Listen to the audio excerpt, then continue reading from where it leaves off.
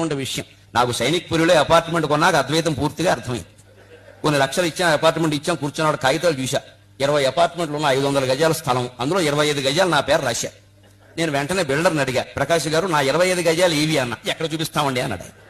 అందులో 20 అపార్ట్మెంట్లు కట్టాక నా 25 గజాలు నాకు ఇవ్వండి, డబ్బు తీసుకున్నారు కదా మీరు అన్నాను.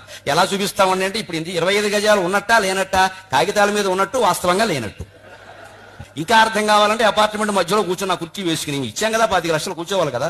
కూర్చున్నాక చూసా ఈ అపార్ట్మెంట్ నాదేనా. కాపాడు గరికపాటి నరసింహారావు సన్న సూర్యనారాయణ రిజిస్ట్రేషన్ జరిగింది కదా, డబ్బులు ఇచ్చాం కదా. కానీ నాది కాదని అర్థమైంది. ఈ గోడ చూసా, ఆ గోడ నాది కాదు. అక్కడ పక్కన సరిపడికల పాపయ్య ఇంకోడు ఉన్నాడు, గోడ కామన్. ఏమన్నా మీకు కొడితే వాడు వస్తాడు, చప్పుడు అవుతుంది.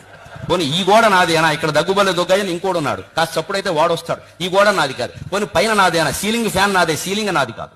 ఆ పైన ఇంకోడు ఉన్నాడు, వాడు పిల్లల్ని పెట్టుకుని చప్పుడు చేస్తాడు, నేను వెళ్ళి వాడిని కోపడుతూ ఉంటాను. పోనీ కింద నాదేనా, కాళ్ళు నావే, నేల నాదే, కింద ఇంకోడు ఉన్నాడు, నేనేదైనా చప్పుడు చేస్తే వాడు వస్తాడు. Your children are disturbing me అని. ఎంత ఆశ్చర్యం అండి. 30 లక్షలు ఇచ్చామా, ఈ గోడ నాది కాదు, ఆ గోడ నాది కాదు, పైన నాది కాదు, కింద నాది కాదు, మధ్యలో ఉన్న శూన్యానికి 30 లక్షలు ఇచ్చి ఇది నాది అనుకుంటున్నావే.